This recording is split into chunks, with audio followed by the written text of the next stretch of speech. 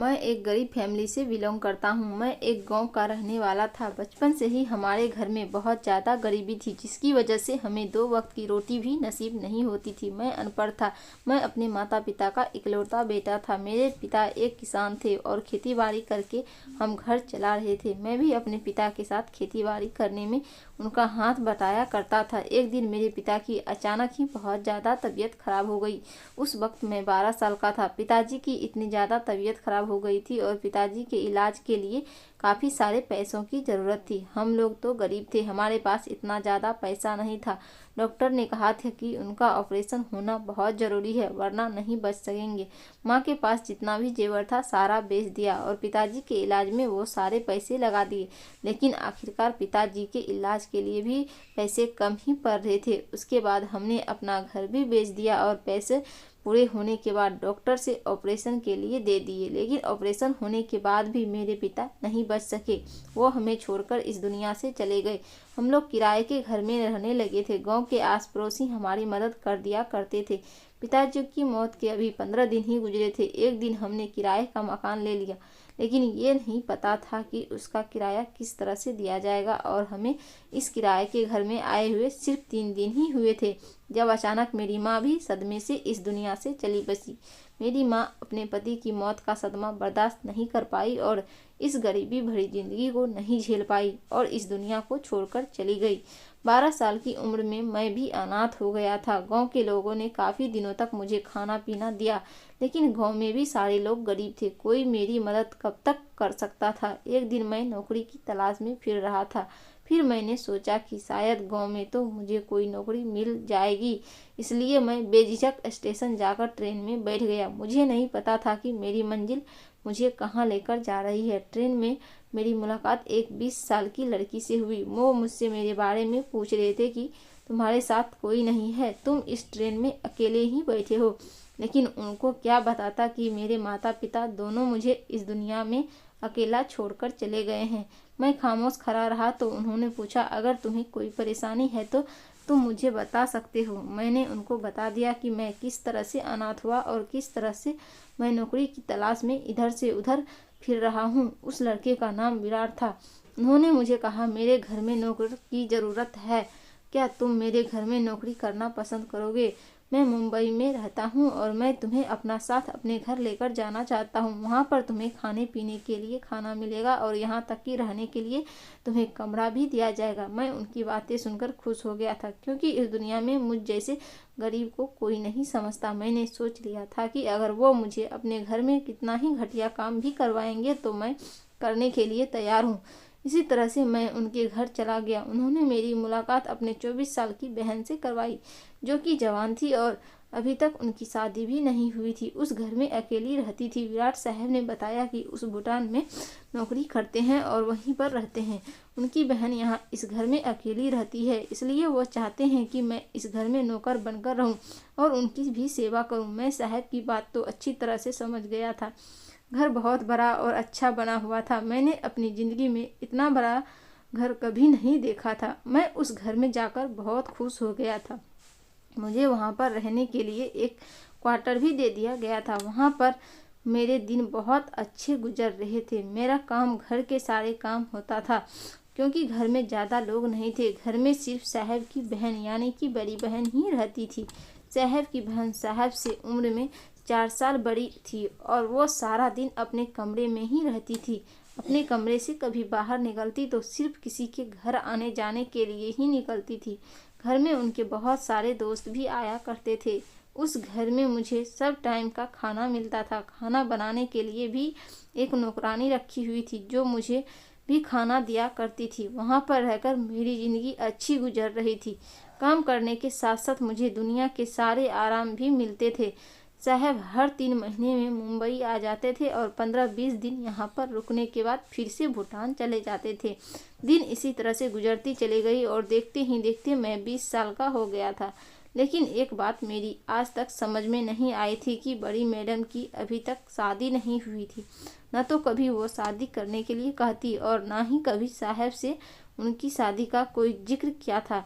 दोनों भाई बहन आपस में अच्छे तरीके से बातें भी किया करते थे। साहब भूटान से बहुत सारा पैसा कमा कर लाते थे। सुना था वहाँ पर उनकी बहुत बड़ी कंपनी है जहाँ उनका बहुत अच्छा बिजनेस चल रहा है। वैसे भूटान के अलावा वो अलग अलग शहरों में भी जाते रहते थे। मेरे साहब बिजनेस के सिलसिले में फ्लाइट से एक शहर से दूसरे शहर सफ़र करते रहते थे और अब की बार से वह जब गए थे तो एक हफ्ते से लंदन में रह रहे थे। घर में साहब की बहन यानी कि बड़ी मैडम मौजूद थी। साहब जब भी यहाँ पर आते तो अक्सर सुबह को उनके देर से उठने की आदत थी और वो यहाँ पर भी देर से ही उठते थे, इसलिए मैं भी बंगले में सुकून से ही सोया करता था। साहब बहुत ही अच्छे इंसान, उनका बहुत ही बड़ा बिजनेस था। मैं अकेला यहाँ पर सिर्फ बड़ी बहन के साथ रहता था। साहब को मेरी बात बहुत अच्छी लगती थी। मैंने बड़ी बहन का बहुत अच्छे से ध्यान रखा हुआ है। साहब मुझे इस घर में रखने का सबसे बड़ा मकसद तो यही था कि मैं घर में रहकर बड़ी बहन की देखभाल करता रहूं। इतने बड़े बंगले में अकेली बड़ी बहन के लिए ज़्यादा काम नहीं करना पड़ता था, इसलिए काफ़ी सालों से मैं बहुत सुकून से अपनी नौकरी कर रहा था। मेरी नौकरी यहाँ पर लगे हुए 8 साल हो गए थे और मुझे इस घर में किसी तरह की कोई परेशानी नहीं हुई थी, न ही कभी मैं बड़ी मालकिन और साहब को शिकायत का मौका दिया था। साहब को भूटान में रहते रहते भूटान की भाषा बोलने की आदत हो चुकी थी। वो कभी कभी बंगले पर आने के बाद भूटान की भाषा में बात किया करते थे और इस वजह से मुझे भी कुछ भाषा समझ आने लगी थी। इतने सालों में साहब ने मेरे अच्छे बुरे में बहुत साथ दिया था कि मैं साहब का सबसे बड़ा वफादार नौकर बन चुका था। और जब कुछ महीने पहले भूटान से वापस लौटे तो अकेले नहीं थे। यह सब देखकर हम बड़े हैरान हो गए थे, बल्कि उनके साथ उनकी खूबसूरत पत्नी भी मौजूद थी। साहब ने मुझे बताया कि आज से वो इस घर की मालकिन है, क्योंकि साहब भूटान में रहते रहते उनसे मोहब्बत हो गई थी और उन्होंने उनसे शादी कर ली और अब उन्हें यहाँ मुंबई लेकर आ गए। ये खबर न सिर्फ मेरे लिए चौंका देने वाली थी, बल्कि बड़ी बहन भी हैरान रह गई थी, क्योंकि वह उनके इकलौते भाई थे और इनके इकलौते भाई ने उन्हें बिना बताए ही अपनी मर्जी से शादी कर ली थी। साहब की बड़ी बहन यानी बड़ी मैडम की शादी अभी तक नहीं हुई थी, लेकिन उन्होंने अपनी शादी कर ली थी। यह बात बहुत चौंका देने वाली लग रही थी और इस बात का गुस्सा बड़ी मैडम के चेहरे पर साफ साफ नजर आ रहा था। वो अपनी दुल्हन को घर लेकर आ गए। शुरू में तो बड़ी मैडम ने उनको एक्सेप्ट करने से मना कर दिया था। उनका कहना था कि भूटान की लड़कियां मुंबई की लड़कियों से बहुत अलग होती है और भूटान की लड़कियों को पत्नी बनाना बहुत बड़ी बेवकूफ़ी होती है। बड़ी मैडम बहुत पढ़ी लिखी थी, इसलिए उन्हें दूसरे शहर के बारे में बहुत जानकारी थी। उनका कहना था कि भूटान की महिलाओं के तौर तरीके और रंग ढंग हमसे बहुत ज़्यादा अलग होते हैं, बिल्कुल गैर की तरह होते हैं। और फिर साहब की पत्नी के बारे में बड़ी मैडम कुछ नहीं जानती थी कि वो किस तरह की फैमिली से बिलोंग करती है, लेकिन जब उन्होंने अपने इकलौते भाई की मोहब्बत देखी तो वो भी मान गई और फिर धीरे धीरे उसको एक्सेप्ट कर लिया। लेकिन बड़ी मैडम ने अंदाज़ा लगाया कि मालकिन के आने के बाद न सिर्फ घर का माहौल बदला था, बल्कि ऐसा लग रहा था कि सब कुछ बदल गया हो। मालकिन यहाँ आने के बाद बड़ी अजीब अजीब सी हरकतें करने लगी थी। एक दिन जब सुबह उठकर मेरी आंख खुली तो मालकिन नाश्ते की टेबल पर बैठी हुई मेरा इंतजार कर रही थी और उनको देखते ही मेरी जान निकल गई थी, क्योंकि नाश्ता बनाने की जिम्मेदारी सिर्फ मेरी ही थी। दोपहर और रात का खाना नौकरानी बनाया करती थी, पर पता नहीं मेरी मालकिन को इतनी सुबह उठने की आदत कैसे थी, या फिर रात भर वो सोती ही नहीं थी। मैं जब भी बड़ी मैडम से उनके बारे में बात करता तो वह मुझसे यही कहती कि वह भूटान की औरत है और यह हमारे शहर में नई नई आई है। उसके तौर तरीके हमसे बहुत अलग हैं। तुम चिंता मत करो, कुछ दिनों में सब कुछ ठीक हो जाएगा। साहब के कहने पर मैंने भूटान के जैसा खाना पकाना सीख लिया था और भूटान की भाषा भी सीख रहा था, क्योंकि मेरे साहब अक्सर भूटान की भाषा में ही बात किया करते थे। वे चाहते थे कि मालकिन को अपने शहर की याद न सताए और वो हमारे घर के माहौल में भूल जाए। हमारे घर को भूटान के जैसे माहौल की तरह कर दिया गया था, लेकिन भूटान के तौर तरीके बहुत ही अलग होते हैं। मेरे लिए उन्हें समझना बहुत ही मुश्किल हो रहा था, क्योंकि यह मुंबई था और मैं 8 साल पहले से यहीं पर रह रहा था। एक दिन जब साहब काम से घर लौटे तो वह खाने के टेबल पर बैठी हुई साहब से जिद करने लगी। उन्हें घोड़ा चाहिए, वह घोड़े के बिना नहीं रह सकती। मेरे साहब ने यह कहकर साफ साफ मना कर दिया कि उन्हें ऐसे जानवरों से एलर्जी है और घर में किसी भी तरह का जानवर नहीं आएगा, क्योंकि उन्हें एलर्जी का सामना करना पड़ता है, इसलिए वह घर में घोड़ा नहीं।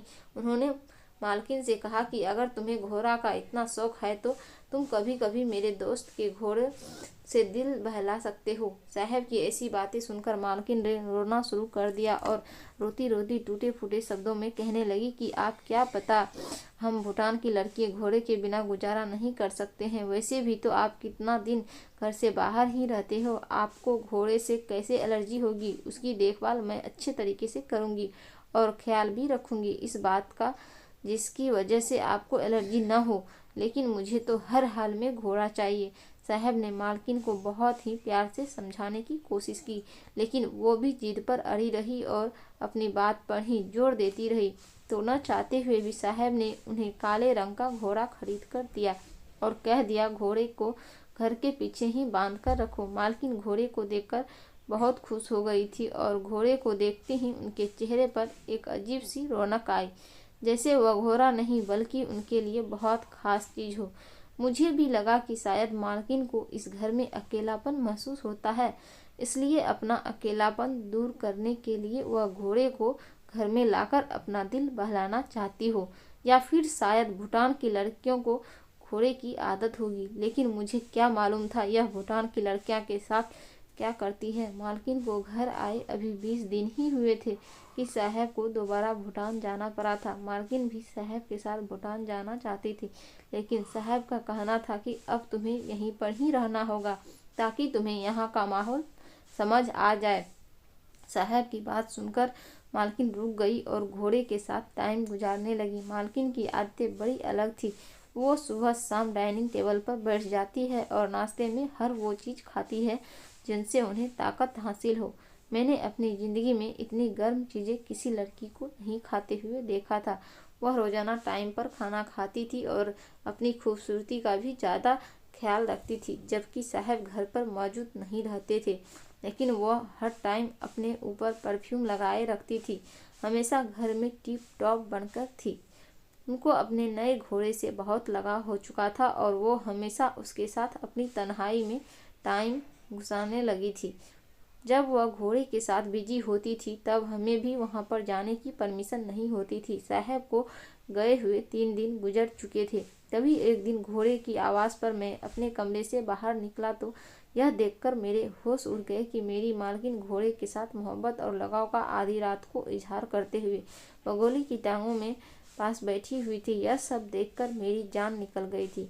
फिर उसके बाद दोबारा ऐसा ही हुआ। 2 दिन के बाद मुझे फिर से घोड़े की अजब सी आवाज़ आने लगी। जब मैं अपने कमरे से आंखें बंद करके सोने के लिए लौटा हुआ था तो तभी मुझे घोड़े की आवाज़ आई तो मैं चौंक गया। कुछ देर पहले तो मैं तबेले की तरफ से लौटा था। घोड़ा अपनी जगह पर बिल्कुल ठीक ठाक खड़ा हुआ था, उसको कोई परेशानी नहीं थी। फिर अब न जाने क्यों वह इतनी ज़ोर ज़ोर से अपनी आवाज़ निकाल रहा था। कुछ देर तक तो मैं अपनी जगह पर ऐसे ही लेटा रहा था, लेकिन मुझे जब लगा कि घोड़े की आवाज़ कुछ नॉर्मल नहीं है बल्कि हमेशा से कुछ अलग है, जैसे उसे बड़ी परेशानी हो रही हो, तो मुझे नहीं रहा गया। उसकी देखभाल मेरी जिम्मेदारी नहीं थी, लेकिन मैं जानवरों के मामले में बहुत ज़्यादा इंटरेस्ट था, इसलिए इतनी रात को अपने बिस्तर छोड़कर क्वार्टर से बाहर निकला। बाहर आने के बाद बहुत ज़्यादा ठंड थी, शायद उसको भी कोई तकलीफ हो रही थी। जैसे ही मैं तबेले के पास पहुंचा तो वहां का नज़ारा देखकर मेरी आंखें फटी की फटी रह गई थी। मुझे अपनी आंखों पर विश्वास नहीं आया। मेरी मालकिन आज भी घोड़े के साथ अजीब अजीब सी हरकतें कर रही थी। मुझे बहुत ही शर्म आने लगी थी। ऐसा लग रहा था जैसे मालकिन नींद में हो और बिस्तर से उठकर यहाँ पर चली आई हो।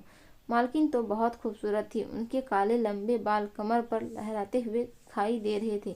वह बिल्कुल एक परी की तरह लग रही थी जो शायद अपने होश में नहीं थी।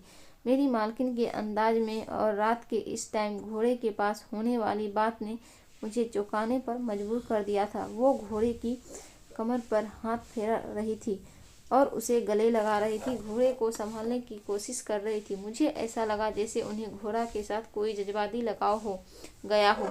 उनका ये अंदाज़ा ऐसा था जैसे वो उसे खामोश करवाना चाहती हो, लेकिन आधी रात को मालकिन ने क्या कर रही थी? आखिर उनको आधी रात का टाइम ही घोड़े के पास आने को क्यों मिलता था? कुछ देर बाद मैंने मालकिन की ऐसी हरकत देखी जिसको देखते ही मेरे होश उड़ गए थे। मालकिन ने घोड़े की जवान अपने पेट पर लगाई और पेट चटवाने के बाद उसकी टांगों के पास बैठ गई। मैं वहाँ पर खड़ा हुआ यही सोच रहा था कि ये सब कुछ क्या हो रहा है। अभी 2 दिन पहले भी मैंने मालकिन को यही हरकत करते हुए देखा था और आज फिर वो उसकी टांगे के बीच बैठी हुई थी। मैं सोच भी नहीं सकता था कि मेरी नई नवेली भूटान की मालकिन ऐसी हरकत भी कर सकती है। जो कुछ मैं इन दिनों आंखों से देख रहा था उसके आगे कुछ भी देखने की मुझे हिम्मत नहीं थी और उसके बाद मैं अपनी जगह पर आकर वापस लेट गया। मगर यही सब सोचकर मुझे नींद नहीं आ रही थी, क्योंकि मेरे दिमाग में मालकिन की वो सारी हरकतें घूम रही थी। जितना कुछ मुझे समझ आ रहा था वो मेरे बर्दाश्त से बाहर था कि मेरी मालकिन आधी रात को घोड़े के साथ नहीं। मुझे अपने दिमाग में ऐसी बातें नहीं लानी चाहिए। मालकिन रात को बड़े छोटे छोटे से कपड़े पहनती थी जिन्हें देखकर मुझे भी शर्म आती थी। मालकिन तो साहब के मतरूदगी में अपने घोड़े के साथ ही मेरे दिल में बड़े गंदे गंदे ख्याल आ रहे थे। फिलहाल यही सब सोचते हुए मुझे नींद आ गई थी। उसके बाद जब मेरी आंख खुली तो कुछ देर के लिए रात वाली बात मेरे दिमाग से निकल गई थी।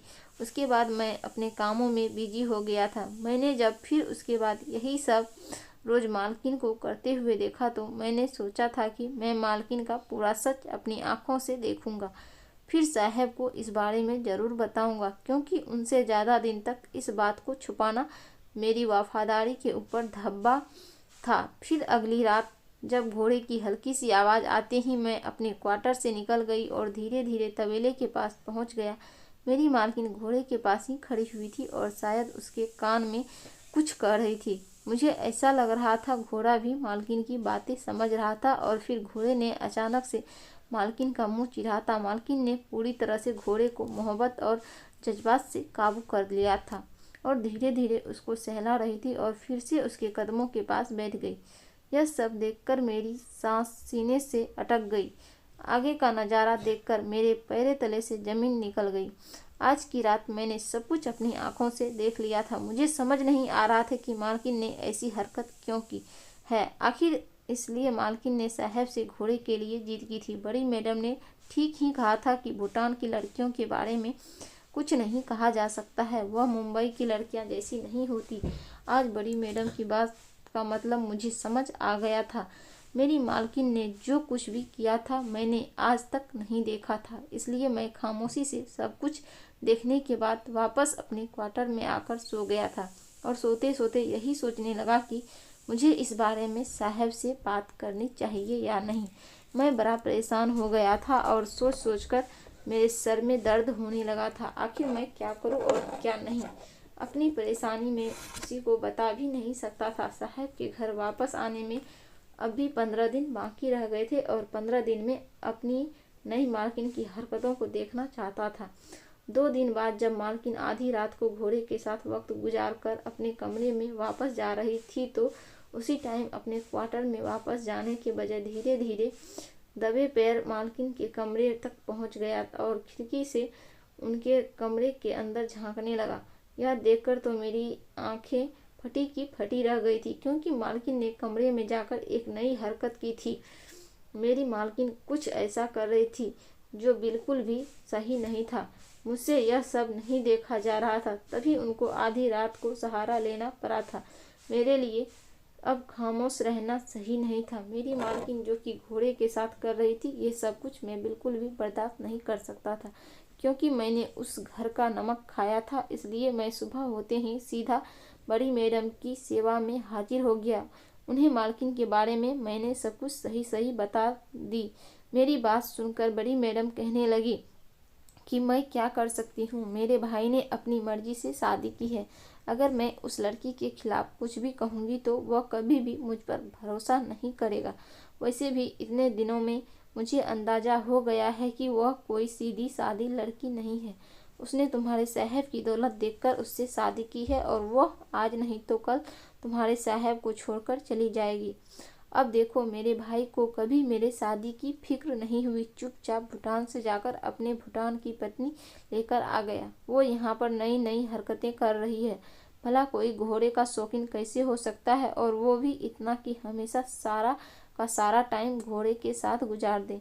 ये लड़की बिल्कुल भी ठीक नहीं है। बड़ी मैडम की बातें सुनकर तो मैं और भी ज़्यादा परेशान हो गया था।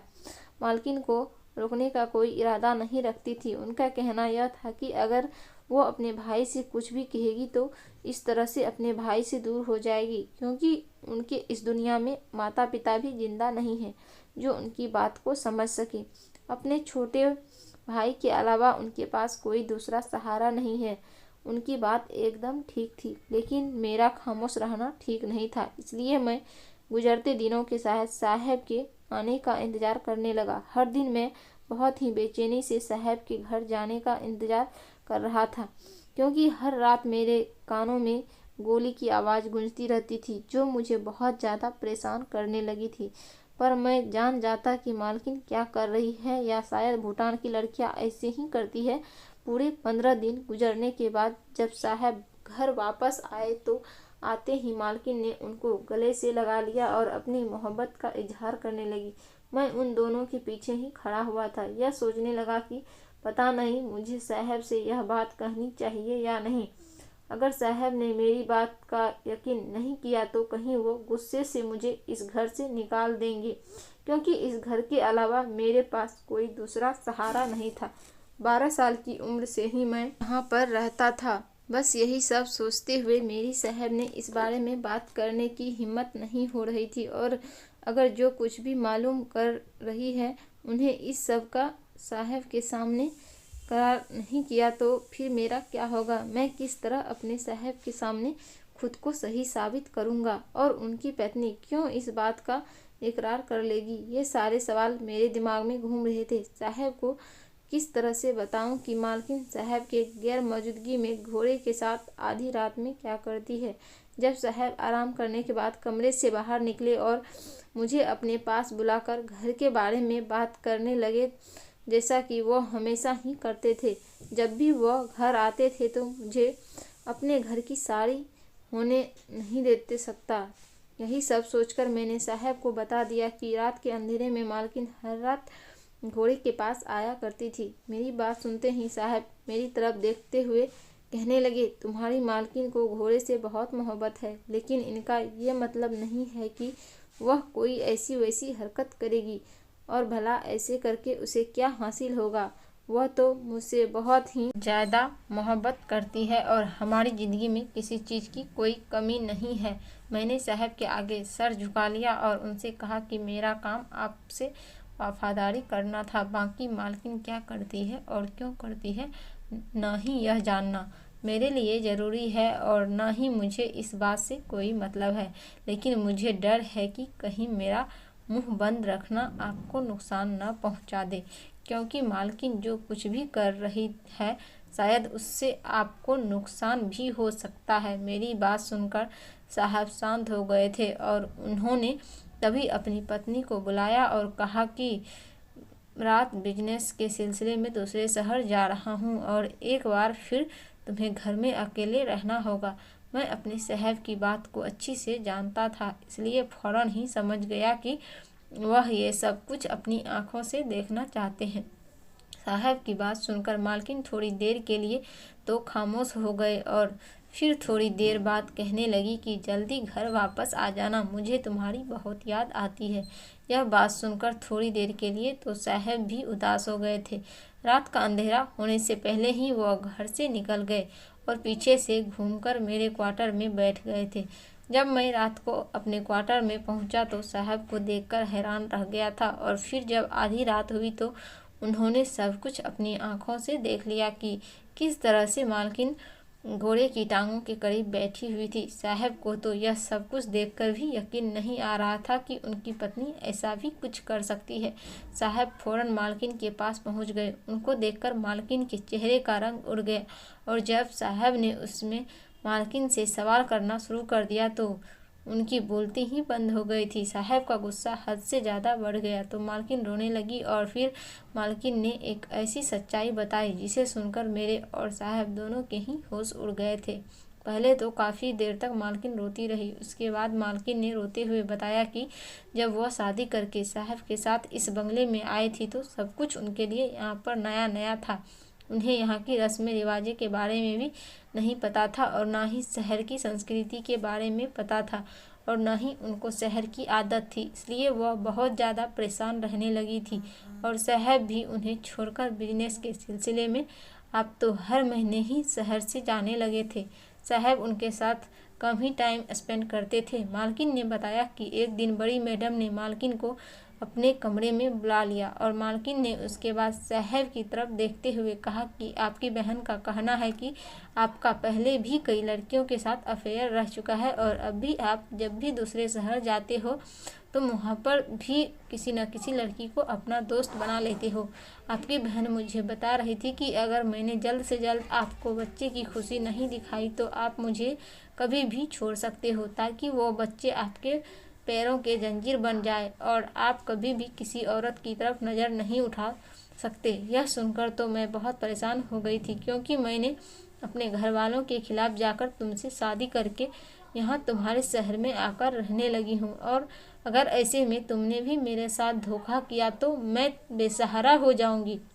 यही सोचकर जब मैं परेशान हुई तो मुझे आपकी बड़ी बहन ने बताया कि उनको बहुत सारे पुराने टोटके के बारे में पता है जिनको करने के बाद हर पत्नी अपने पति को अपने वश में कर लेती है। उन्होंने मुझे उपाय दिया कि अगर तुम किसी घोड़े के साथ प्यार मोहब्बत से रहोगी और उसकी टांगों के बीच के बाल काटकर अपने दुपट्टे के पल्लू में बांध लिया करोगी तो जल्द ही तुम्हारे घर में बच्चा हो जाएगा। इसका मतलब यही था कि मालकिन बड़ी मैडम की बातों में आ गई थी और उन्हें ऐसा लगा कि इस तरह से करने से वो साहब को अपने काबू में कर लेगी और इसी तरह से साहब कभी भी मालकिन को छोड़कर कहीं नहीं जाएंगे। इसका मतलब कि उन्होंने बड़ी मैडम के कहने पर ही साहब से ही झूठी बातें कही थी कि भूटान की लड़कियां घोड़े के बिना नहीं रह सकती। साहब ने अपनी पत्नी की खुशी की खातिर उन्हें घोड़ा खरीद कर दे दिया और दूसरे शहर चले गए और मालकिन अपने ननद की बातों में आकर घोड़े के साथ टाइम घुमाने लगी थी, बल्कि उसकी टांगों के बीच के बालों को काटकर अपने दुपट्टे के पल्लू में भी बांध लिया करती थी जिसका कोई भी मतलब नहीं था। बड़ी मैडम यह बात